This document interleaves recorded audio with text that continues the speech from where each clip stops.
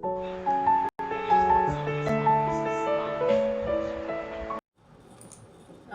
बच्चों। अब मैं आपके समक्ष तीसरा पद लेकर सवैया पद लेके आई हूँ। तो तीसरा सवैया पद के पहले मुख्य भाव को जान लेते हैं। तीसरे सवैये पद में गोपियों की आसक्ति का वर्णन है कि गोपियाँ जो हैं श्री कृष्ण के रूप पर इतनी मोहित हैं कि वे उन्हीं के रूप को धारण करना चाहती हैं। वे श्री कृष्ण के रूपाकार को बना करके या उनके वेश को धारण करके अपने मन के भाव को प्रकट कर रही हैं। लेकिन इसके अतिरिक्त श्री कृष्ण के वो हर रूप को धारण करने के लिए तैयार हैं, लेकिन एक कार्य वो करने को तैयार नहीं है। वो श्री कृष्ण की मुरली को धारण करने को तैयार नहीं है। तो क्यों नहीं है ये आप इस पद में देखेंगे। पद बहुत सुंदर है। मैं पहले इसको पढ़ती हूँ, फिर इसका अर्थ बताती हूँ। पद है, मोर पखा सिर ऊपर राखियों गुंज की माल गरे पहिरोंगी, ओढ़ी पितंबर ले लकुटी, बन गोधन ग्वारनि संग फिरोंगी, भाव तो वो ही मेरो रस खान, सो तेरे कहे सब स्वांग करूँगी, या मुरली मुरली धर की, अधरान धरी अधरान धरूँगी। बच्चों, इसमें जैसा कि मैंने बताया आपको पूर्व में प्रसंग कि गोपियाँ जो हैं, गोपियाँ श्री कृष्ण के प्रति सभी आसक्त हैं। कवि ने स्वयं के लिए अपना वर्णन किया ही है, और आपने सूरदास के पद में भी पढ़ेंगे आकर आप आगे चल के कि श्री कृष्ण और गोपियों के प्रति का जो निस्वार्थ प्रेम है उसका वर्णन किया है। तो इस पद में भी गोपियाँ श्री कृष्ण के प्रति इतनी समर्पित हैं कि वो श्री कृष्ण के हर उस रूप को धारण करने के लिए तैयार हैं।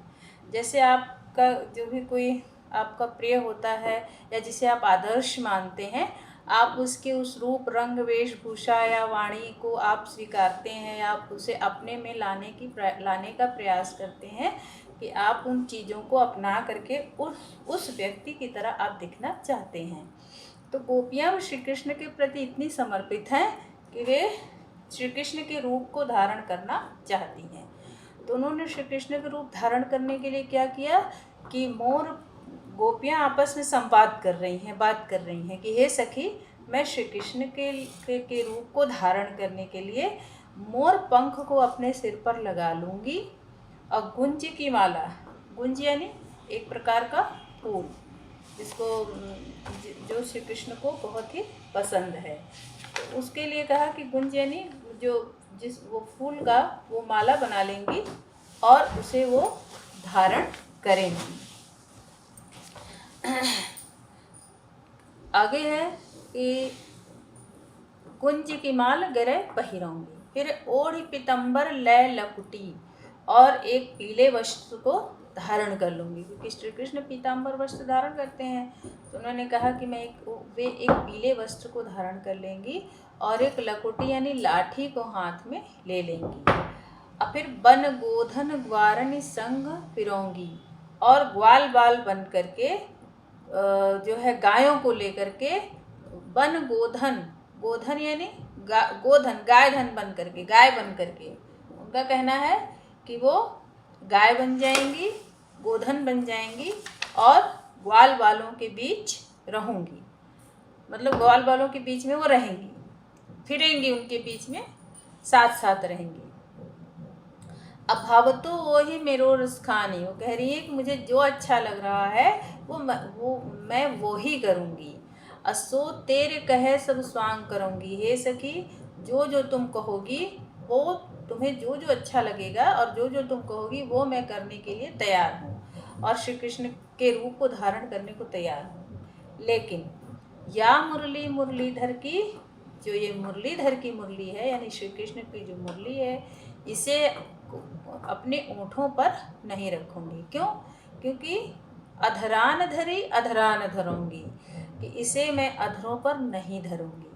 क्यों? क्योंकि ये हमारी सौत है, ईर्ष्यावश कह रही हूँ, क्योंकि श्री कृष्ण जब मुरली बजाने लगते थे तो उसमें आकंठ निमग्न हो जाते थे, डूब जाते थे। इसके अतिरिक्त उनको और कोई अन्य बातें दिखाई न देती थी और ना उनको ना वो उस पर उतना महत्व देते थे। तो गोपियों को ये बात अच्छी नहीं लगती थी कि मुरली के कारण श्री कृष्ण उनको महत्व नहीं देते हैं, उनके प्रति ध्यान नहीं देते हैं। तो गोपियों को ये बात बहुत ही खराब लगती थी, अनुचित लगती थी। तो वो इसलिए मुरली से बहुत चिढ़ती थी और उन्होंने कहा कि जिस मुरली को उन्होंने अपने ओंठों पर रखा है, अधरा ने ओंठों पे रखा है, उसे वो अपने अधरों पर नहीं रखेंगी। क्यों? क्योंकि इस मुरली के कारण उन्हें श्री कृष्ण का जो महत्वपूर्ण प्रेम उन्हें प्राप्त हो सकता था, उससे वो वंचित रह जाती हैं। तो इसलिए उन्हें बड़ा इस बात का मलाल है, दुख है और वो नहीं चाहती हैं, तो इसलिए वो मुरली को धारण नहीं करेंगी। तो बच्चे एक बहुत ही स्वाभाविक चित्रण है कि एक असाधारण व्यक्ति क्या सोच सकता है। जैसे आप क्रोध में आते हैं तो जो भी चीज़ें आपको किसी ने पुरस्कार में या उपहार में दी रहती हैं, तो आप अगर क्रोध में आते हैं तो उठा करके उसको फेंक देते हैं। तो इस तरह से स्थिति जो है बहुत जो आपके मन के भाव बहुत ही व्यग्र हो जाते हैं। धन्यवाद।